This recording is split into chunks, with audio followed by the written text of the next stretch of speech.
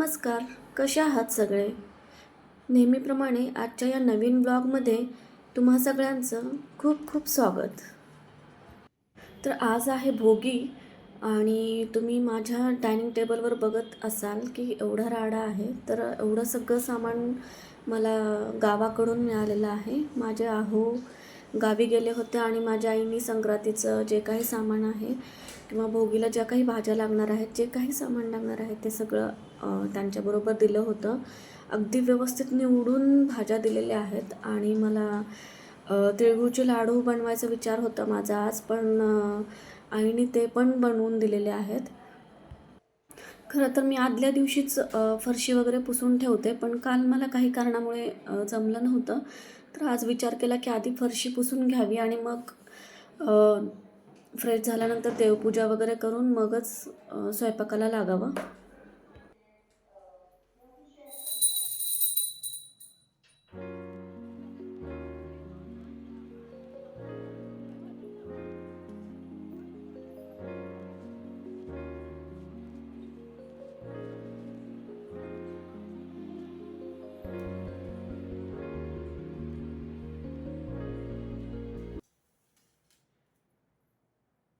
ही भाजी करणं तसं तर सोपं आहे, पण यासाठी एवढ्या सगळ्या भाज्या घेऊन येणं, त्या क्लीन करणं, नीट करून ठेवणं हेच खरं तर खूप अवघड काम आहे. कारण या भाजीसाठी आपण बऱ्याच भाज्या वापरतो. ज्या मिळेल त्या भाज्या आपण इथे वापरतो. तर सगळीकडे वेगवेगळ्या पद्धतीने ही भाजी बनवली जाते. तर इथे मी माझ्या पद्धतीने ही भाजी बनवते. तर त्यासाठी इथे मी फक्त थोडंसं तीळ, खोबरं आणि लसूण थोड्याशा तेलावर भाजून घेणार आहे आणि मग नंतर त्याची पेस्ट तयार करून घेणार आहे. तुमच्याकडे ही भाजी कोणत्या पद्धतीने बनवली जाते ही मला कमेंट करून नक्की सांगा. तर सगळ्यात आधी इथे मी तेल थोडंसं गरम झालं की त्यामध्ये लाल तिखट घालते आणि लगेच त्यामध्ये आपण जी पेस्ट बनवली होती खोबऱ्याची ती घालायची, म्हणजे ते लाल तिखट जळणार नाही. आणि नंतर यामध्ये मी फक्त थोडीशी हळद घातलेली आहे, दुसरा कोणताही मसाला वापरलेला नाही आहे. जर तुम्हाला दुसरे कोणते मसाले वापरायचे असतील तर तुम्ही ते वापरू शकता. आणि आता हा मसाला चांगला आपण तेलामध्ये परतून घ्यायचा आहे आणि मग ज्या भाज्या आहेत कट केलेल्या त्या घालायच्या आहेत. तर सगळ्यात आधी इथे मी माझ्याकडे एक पालेभाजी होती, ती व्यवस्थित बारीक चिरून धुवून घातलेली आहे. तर त्या भाजीला ॲक्च्युली काय म्हणतात हे मला माहिती नाही आहे, कारण माझ्या गावाकडे तरी तिला संक्रांतीची भाजी किंवा भोगीची भाजी म्हणूनच ओळखली जाते आणि त्याच दिवशी ती वापरतात. आणि त्यानंतर बाकीच्या भाज्या घालून छान परतून त्याला एक वाफ द्यायची आहे आणि त्यानंतर गरम पाणी आणि मीठ घालून झाकण ठेवून ही भाजी शिजायला ठेवायची आहे. या भाजीसाठी आपण खरं तर खूप साऱ्या भाज्या वापरतो. जी मिळेल ती भाजी आपण यामध्ये घालतो आणि ही भाजी बनवायची पद्धत पण तशी खूपच सिंपल असते. तुम्ही बघू शकता मी भाजीमध्ये कोणताही जास्त मसाला वगैरे घातलेला नाही आहे. खूप बेसिक फक्त लाल तिखट आणि पेस्ट जी काही खोबऱ्याची आहे ती घालून ही भाजी बनवली आहे. पण ही भाजी अशी पण खूप टेस्टी होते आणि ही भाजी मला खूप आवडते. लहानपणापासून म्हणजे माझी आई बनवायची ना, तर तेव्हा खूपच आवडीने खायचो आम्ही ही भाजी.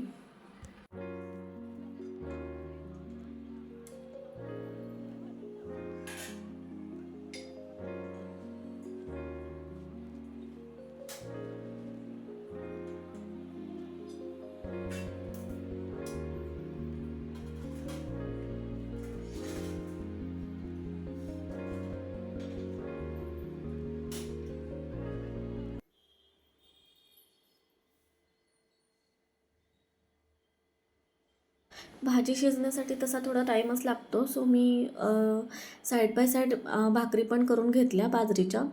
तर मला भाकरी एवढी नाही जमत करायला. आत्ता मी शिकते आणि आत्ता थोड्याशा मला व्यवस्थित येत आहेत भाकरी करता. त्या पण मी 1 ते 2 जणांच्या भाकरी मी खाण्यापुरता करू शकते व्यवस्थित. पण जर जास्त माणसं असतील तर मला नाहीच जमत जास्त क्वांटिटीमध्ये करायला. सो जर कधी माझ्याकडे गेस्ट असतील तर मी भाकरी करण्याच्या ऐवजी चपाती करणंच प्रिफर करते, कारण त्या जास्त क्वांटिटीमध्ये कराव्या लागतात. पण आमच्या दोघांसाठी अ, जे काही भाकरी लागतात दररोजच्या त्या मी करू शकते व्यवस्थित, आणि खरं तर मला वाटतं तेच महत्त्वाचं आहे. सो माझा स्वयंपाक झाला की मी पटकन देवाला नैवेद्य दाखवला आणि आम्हाला पण जेवायला घेतलं. तर तुम्ही बघू शकता भाजीचं टेक्स्चर. भाजी खरंच खूप छान झाली होती.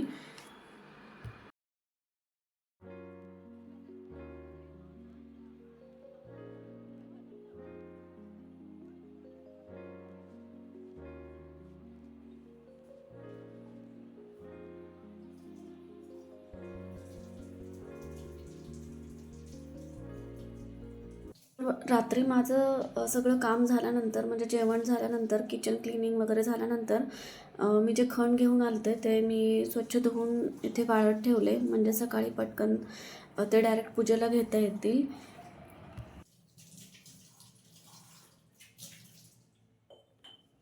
आणि त्याचबरोबर मला हे टेबलवरचं सामान पण पूर्ण आवरायचं होतं. भाज्या वगैरे तशाच पडलेल्या होत्या. तर मला हे आत्ताच आवरून झोपावं लागणार होतं, कारण परत उद्या सकाळी उद्या संक्रांत आहे आणि परत सकाळी लवकर उठावं लागणार, पुरणपोळीचा स्वयंपाक वगैरे. सो मी विचार केला की आता संध्याकाळीच हे सगळं आवरून झोपायचं. सकाळी पूजेसाठी वाणासाठी जे साहित्य लागणार होतं, ज्या काही भाज्या लागणार होत्या त्या मी आत्ताच इथे या मोठ्या ताटामध्ये सगळ्या एकत्र करून ठेवल्या, आणि ज्या काही कट करायच्या राहिल्या होत्या त्या पण कट करून ठेवल्या, म्हणजे सकाळचं काम थोडंसं हलकं झालं.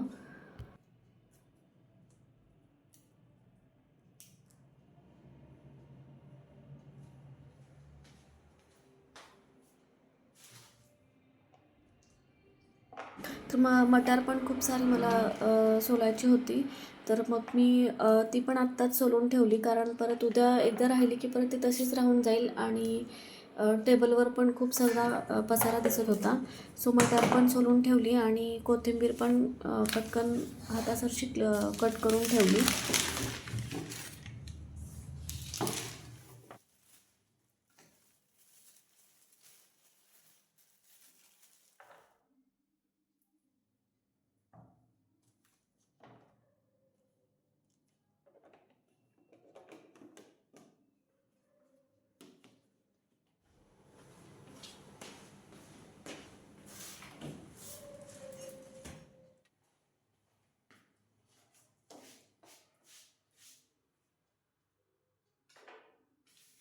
पटकन सगळा कचरा डस्टबिनमध्ये टाकला भरून, आणि टेबल पण क्लीन करून घेतला.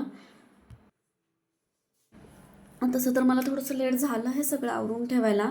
पण ठीक आहे, आता थोडीशी निवांत झोपू लागू शकते, कारण तो सगळा पसारा तसाच ठेवून तर आपण झोपू शकत नाही. आणि घर सगळं क्लीन जेव्हा बघतो आपण सकाळी उठल्यानंतर, तर ती जी काही एक मानसिक समाधान असतं ना, तर ते काही खरंच एक वेगळंच असतं.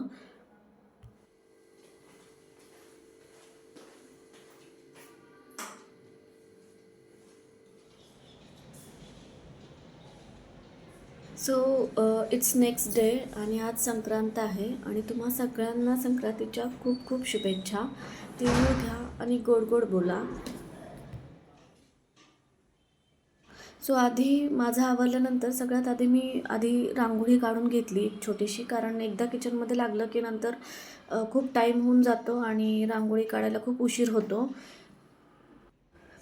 वर्षातला सगळ्यात पहिला येणारा सण आहे हा आपला. सो तो आपण छान पद्धतीने साजरा करावा असं मला वाटतं, आणि मग त्यासाठी थोडीफार सजावट पण करायची.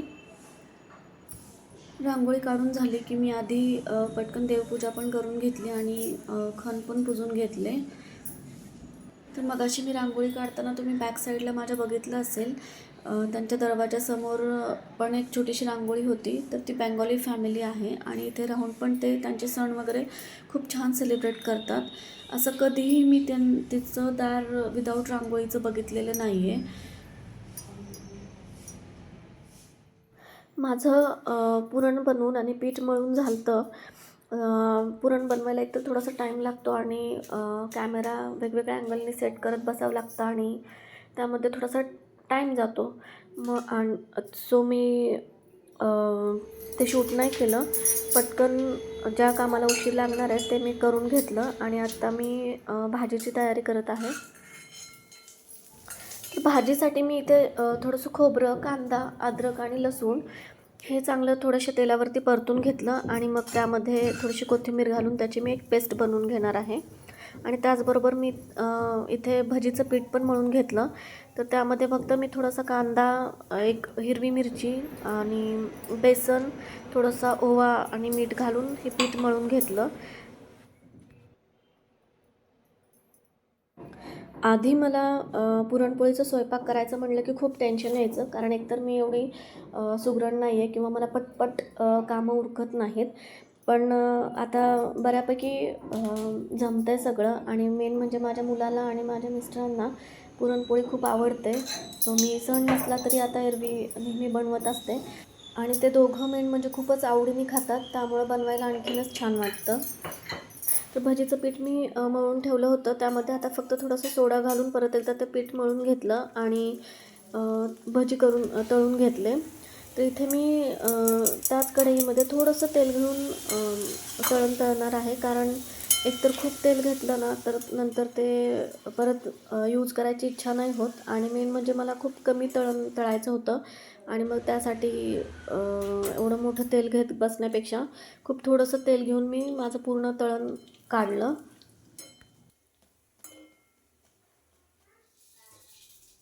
तर आमटीसाठी मी त्याच कढईमध्ये जिरे, मोहरी आणि कढीपत्त्याची फोडणी दिली आणि जी काही मी वाटण बनवलं होतं खोबरं, कांदा, अद्रक, लसूणचं, ते परत तेलामध्ये चांगलं परतून घेतलं.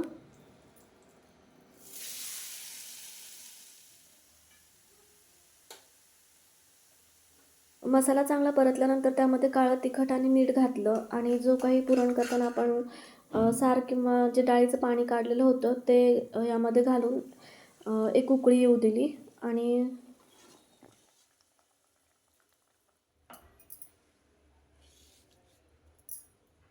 आणि आता फक्त पोळ्या बाकी होत्या, तर त्या पण करून घेतल्या.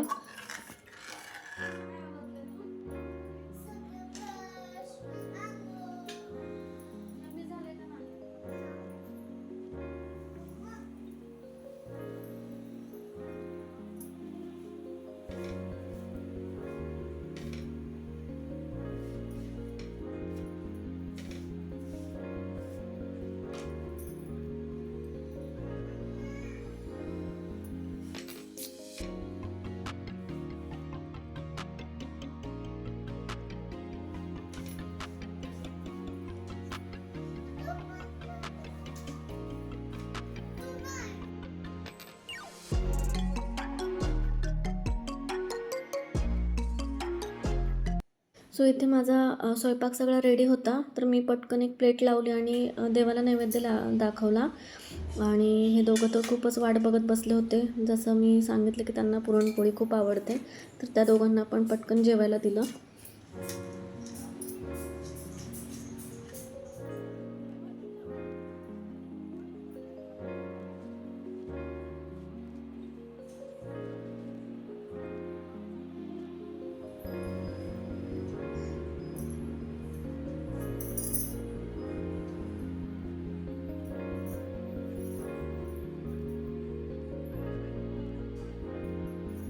आणि माझं सगळं आवरल्यानंतर थोडंसं 4-5 वाजता मी थोडं रेडी होऊन इथे जवळच्या एका मंदिरात जाऊन आले.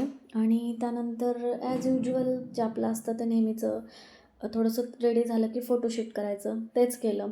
तर असा होता आजचा दिवस. आणि तुम्हाला हा माझा व्हिडिओ कसा वाटला ते तुम्ही नक्की कमेंट करून सांगा. आणि जर आवडत असतील माझे व्लॉग तर नक्कीच लाईक, शेअर आणि सबस्क्राईब करा. थँक्यू.